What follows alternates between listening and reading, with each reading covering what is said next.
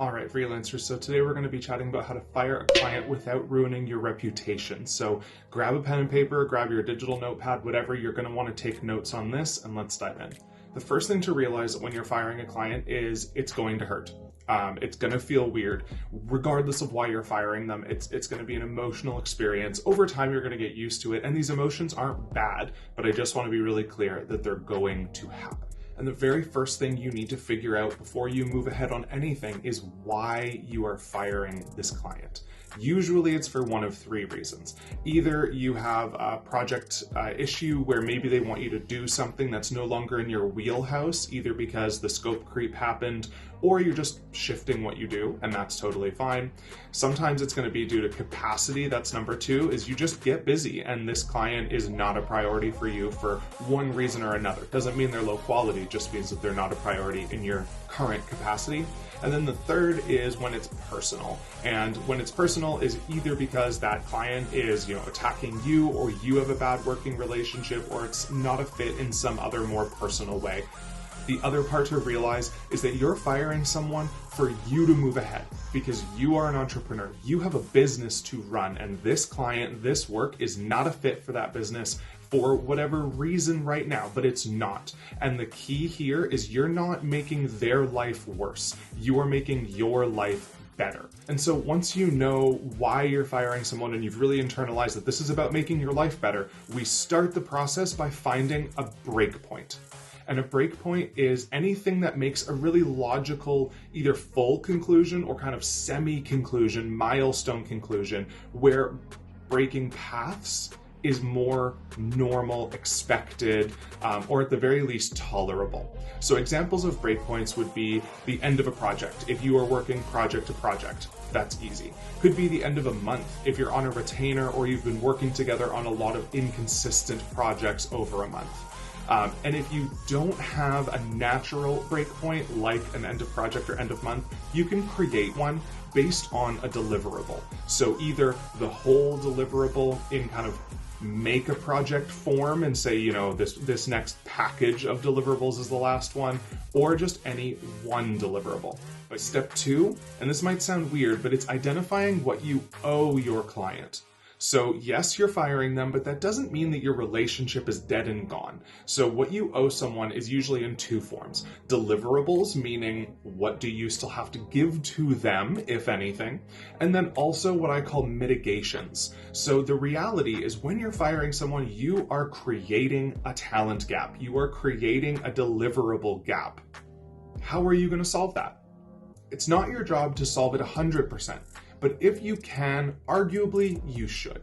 And a mitigation might be something like having some flexibility on your end date. So then we get into the announcement or the statement or actually letting your client know that this is happening, that you are going to end with them. So you want to structure it regardless of how you deliver, which is the next step. The structure is first you want to be really clear up front. You need to say the words or write the words, we will no longer be working together after this point, after you name your breakpoint, whatever. You can add a little bit of context where you can be honest with your client. If it's, project scope is just beyond what you can do, or capacity, you're just full and you can't take on any more work with them. When it is personal, I always recommend saying a little less rather than more because you don't want to trigger that emotional reaction in someone. The next part of your announcement after that statement and context is explain how you're mitigating. Be really clear up front. Say, yes, we are not working together anymore after this, or however I can do X, Y, A, B, C, D, E, F, G. The key with the mitigating factors is don't do them without consent. You're offering it as an opportunity to your client because you care, but not to go do it and act on their behalf. And then third is thank them for something genuine and end it. But the next thing you want to figure out is how to communicate it. Usually that's going to be through a phone call or an email. Maybe you're going to see this client in person too, but usually phone call or email for these types of things, or more specifically, voice versus written. I personally love emails for these types of communications because it puts a bit of a wall between you and your own emotions. As you're writing this, you can edit before you send, but then also a bit of a wall between your client and your client's emotions. So if they're having a rough time taking this or they have a very strong emotional reaction, you're protected a little bit. whereas you're far less protected if you're talking to them on the phone or in person. However, a general decision heuristic that I like to use is if you have a regular meeting with your client, you probably can do this on voice. Let's say you have a regular in-person or a regular phone call. On one of those calls, you can bring up that you're ending the working relationship. You might also want to start with a phone call or an in-person meeting. If this is a really high value or important client to you, if you have a lot of trust, if you've worked together a long time, you kind of owe them that courtesy, that gratitude.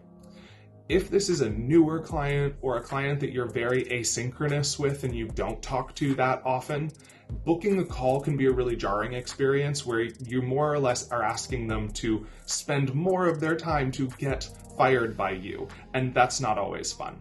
In those cases, it might be better to start with an email and say, this is what's going on, and offer a call if you feel comfortable doing so.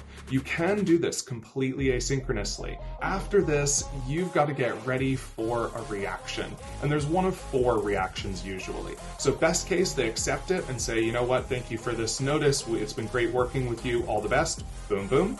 They end your work immediately. That's the second one, and say, okay, no, we're not going to wait until the end of the month. Please stop all work right now. The third is that maybe they push back and say, okay, is there any flexibility here? Can we keep you? Can you stay longer? Can you help us? Blah, blah, blah. That's where your mitigations become really, really important. And then the fourth unfortunate one, I hope doesn't happen to you, is you start getting that emotional reaction. We're humans. We take things emotionally sometimes.